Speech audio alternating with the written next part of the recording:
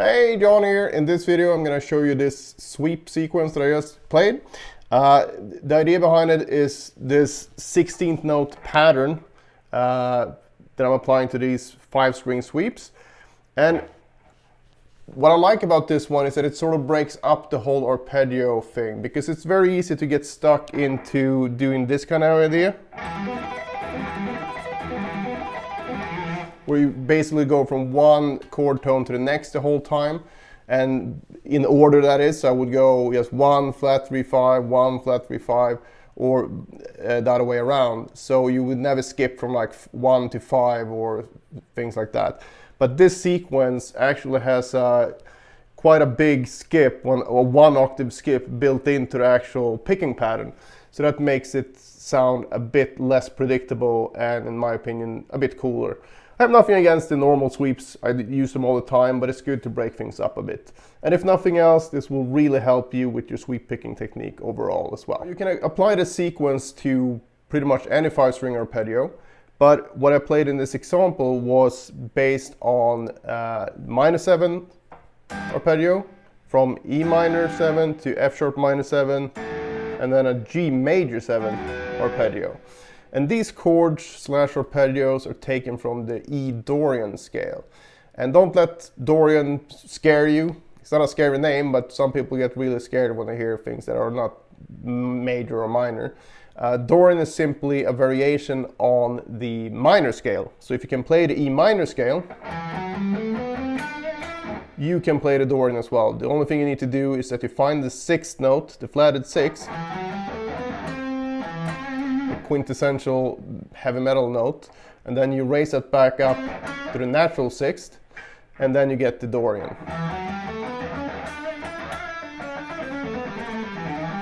And it gives you a slightly brighter minor sound, even though it might sound like an oxymoron, but it really brightens up the whole scale a bit. And that's basically it. And when you build the chords using that scale, you end up with these 3 in the beginning, and those are the ones we're gonna be looking at this point. So with all that said, if you want tabs for this one, you can find all the details down below in the description, but hopefully you won't need any tabs. You can just follow along here and get it anyway. I'm gonna try to be quick here though, because I know that most people's attention spans are not that great. So let's get started. So we start here, 10th fret of the high E string, 10, 7, then we have 8 on the B string, 7 on the G string, 9 on the D string, 10 and 7 on the A string. So that's the first minor 7 shape. This is an E minor 7 shape. And I'm going to show you the sequence now and then show the other 2 arpeggios after that. So the sequence starts at the top, and then we go all the way down, all the way back up again. And then from here we go down again, but only as far as the G string. And when you do this, you're gonna get 16 notes in total, which makes it fit beautifully well within a bar of 4/4 with 16th notes. So you get 1 2 3 4, 1 2 3 4, 1 2 3 4, 1 2 3 4, 1 2 3 4, and so on. So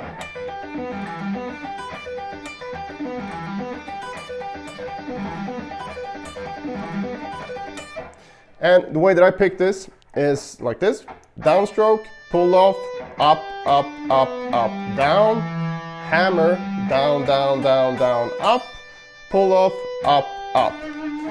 And really the only thing you need to pay attention to here is that once you get to the G string and you're going to turn back to the high E string, look at my right hand here that I sort of twist it out a bit. So I go like this. And I do that so I can get a slight downward pick slant like this, which makes it way easier if I go from, if this is the high E string, so I go up, pull off, up, up. Now I can get back here because I'm sort of angled out. If I keep this angle, I have to go around it, and it being the B string.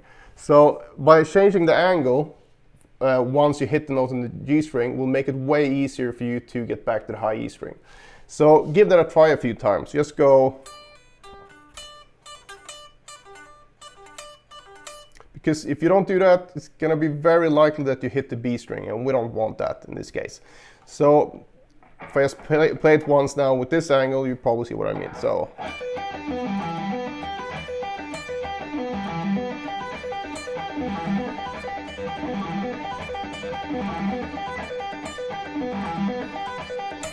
Can help to exaggerate this a bit first. You really go out, but when you actually play it, you don't need to do that much, but a slight angle really helps to avoid that B string. Okay, so that's the first arpeggio. So I play that once. Then I move the whole thing up to a whole step. So basically, instead of starting on 10, I start on 12. Play exactly the same shape because it's the same chord type. So just from F sharp now instead. So from the beginning. Just repeating that sounds nice. So.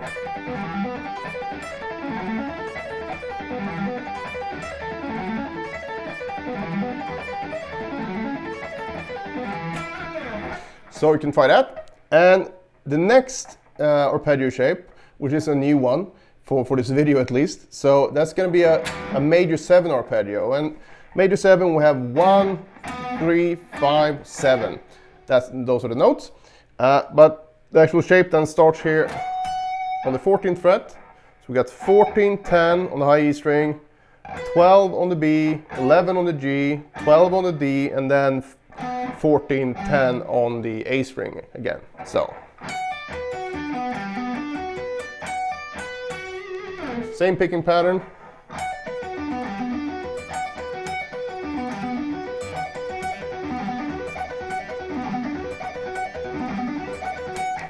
And then you combine that with the previous ones.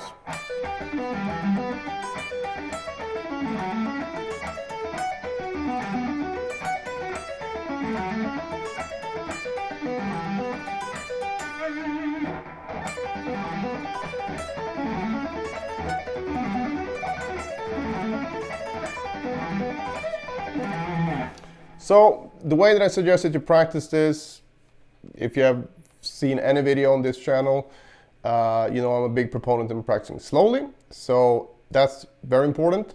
But also making sure that you get this right timing wise, because that's another thing that will really help your sweep picking, whether you do this pattern or something else, because sweep picking is all about getting the timing right. It's not really hard to do that. Anyone can do this. If you know, call your mom or your dad or your uncle or whoever, and then chuck a guitar in their hand, put a pick in their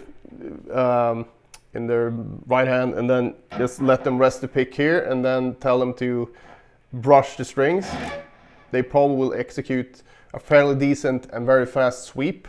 But if you ask them to do this, you probably can't do it, because it's not about the speed of doing this, it's about controlling that speed.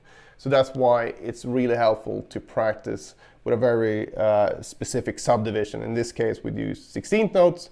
You can try different subdivisions as well, but this sequence really works well with 16th notes, like I explained before.